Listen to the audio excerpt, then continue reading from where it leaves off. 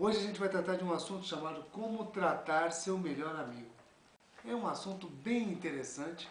O livro de Mateus, capítulo 26, de 1 a 5, olha o que eu aprontei, Mateus 26, de 1 a 5, aí eu pulei, fui do 14 a 16, e eu pulei e fui para o 21. Mateus 26, de 1 a 5 primeiro.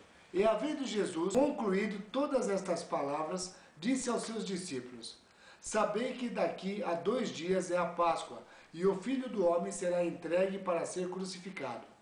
Então os principais sacerdotes e os anciões do povo se reuniram no pátio da casa do sumo sacerdote, o qual se chamava Caifás, e deliberaram como prender Jesus à traição e o matar.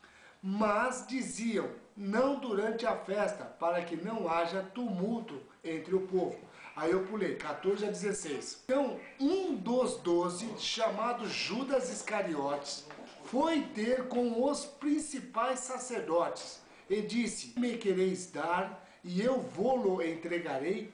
E eles lhes pesaram 30 moedas de prata. E desde então buscava ele oportunidade para o entregar. E fui para o 21. Diz assim o 21. E enquanto comiam, disse: Em verdade vos digo que um de vós há de me trair. Esse texto ele é interessantíssimo. Jesus estava na véspera da Páscoa, falou para todo mundo: sabe que daqui a 2 dias vai ser a Páscoa. 1 dia, 2. E preparou um lugar para comer. Os escribas, os fariseus, os sacerdotes, os líderes da época estavam procurando uma coisa simples. Um meio para poder matar Jesus. A traição. O que é traição? Traindo, enganando, fazendo de uma forma como ele não esperava. Por quê? Todas as outras vezes Jesus se saiu muito bem. Todas as vezes que tentaram pegar ele numa palavra errada, numa forma, numa atitude errada, Jesus agora vai cair. Pode ficar tranquilo que agora eu pego ele. E agora? Eles pensaram, poxa, já que nada está dando certo, então vamos conversar de um outro jeito. Como a gente pode pegar Jesus? Mas não vamos pegar durante a festa não, porque na festa o povo é muito a favor dele. Então nem eles esperavam pegar Jesus durante a Páscoa. Mas queriam pegá-lo. Esses eram amigos de Jesus ou não? Acho que não há dúvida. Esses não eram amigos de Jesus. Eles eram os responsáveis pela lei e aquela pessoa chamada Jesus estava atrapalhando as regras da lei. Porque Jesus vinha e falava: perdoai os que te causam mal. Abençoai os que estão te maldizendo. Estende as tuas mãos. Dá a capa. Abre o teu coração. Por mais que você dê, menos do que Deus vai te dar em troca. Isso estava incomodando eles. Qual de vocês que num sábado, vendo o seu animal caindo num buraco, não vai e tira o seu animal de lá de dentro? E agora, porque eu curei uma pessoa com a mão ressecada, vocês estão nervosos comigo? Então esses, na verdade, eram exatamente quem nós temos certeza que não eram o amigo. Esses eram os inimigos. Eram pessoas que não tinham nada contra a pessoa de Jesus, mas tinham contra a forma como Jesus se relacionava com o povo.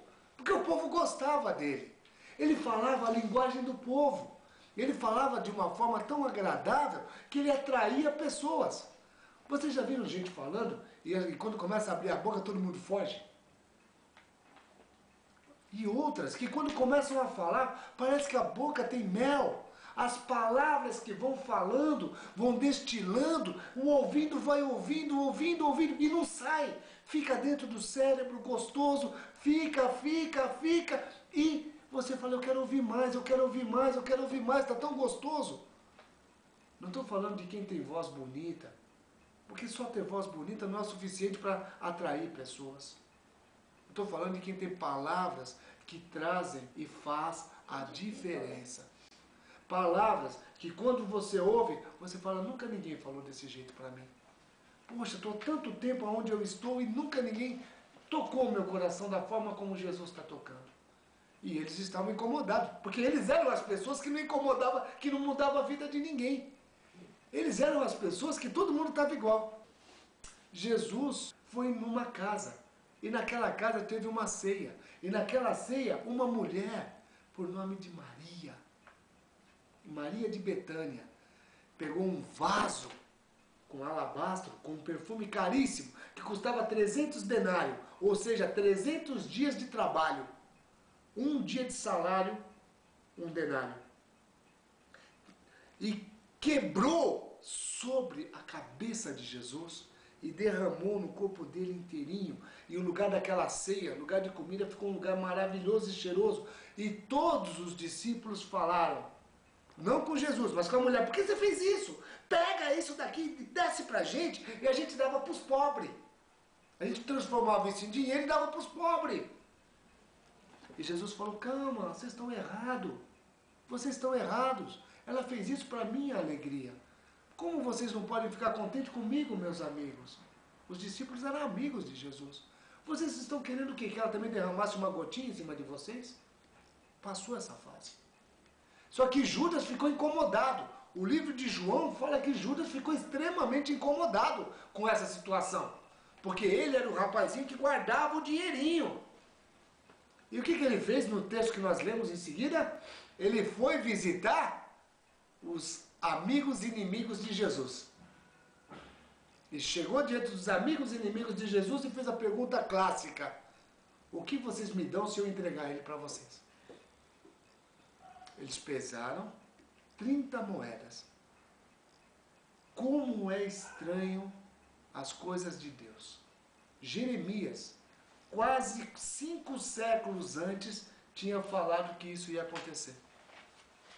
30 moedas foi o preço pesado pelo solucionador dos problemas da vida humana. Pelo que resgata a moral e a dignidade de quem perdeu. Que põe de novo de pé o caído, que levanta o abatido, que faz de novo a pessoa se sentir jovem e sentir vontade, ânimo. Quantos jovens são velhos porque perderam o ânimo de viver? Porque o vício, porque as coisas, as companhias tiraram a alegria de viver e vive sim amarrado à sua volta. Quantas pessoas? Por 30 moedas, essa pessoa foi pesada e Judas não pensou 2 vezes, falou, negócio fechado. Lembra o primeiro texto? Eles queriam achar momento, agora Judas queria achar o momento. Olha como é estranho. Judas era amigo ou inimigo de Jesus? Resposta clássica.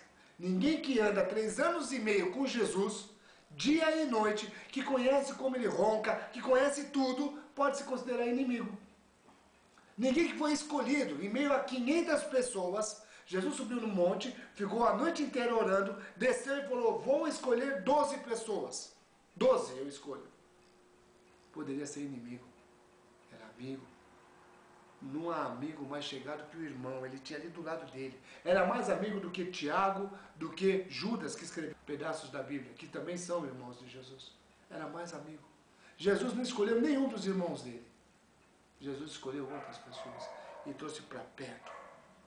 E eles se tornaram íntimos. Porque tudo que Jesus fazia, ele mostrava para os seus discípulos. Jesus não fazia escondidinho e falava, ó, agora está aqui pronto. Não, ele apresentava para cada um. E naquela época, vamos entender, um amigo é aquele que convive com o seu mestre. O servo convive com o seu mestre? Um servo, um empregado, um escravo convive? Não. Por exemplo, se um escravo trabalhou o dia inteiro, aí chegou agora em casa todo cansado, o seu senhor está lá esperando para tomar um banho e para depois jantar. O servo, ele não fez nada o dia inteiro, o senhor. O servo, quando entrar, o que ele vai ter que fazer? Dar banho e alimentar o seu senhor. Por quê? Porque essa é a função. É essa a colocação. Jesus não tinha 12 escravos, 12 servos. Jesus tinha 12 amigos. 12 pessoas a quem ele tinha próximo dele. O último versículo. Foi uma felicidade. Jesus vira, enquanto está todo mundo comendo,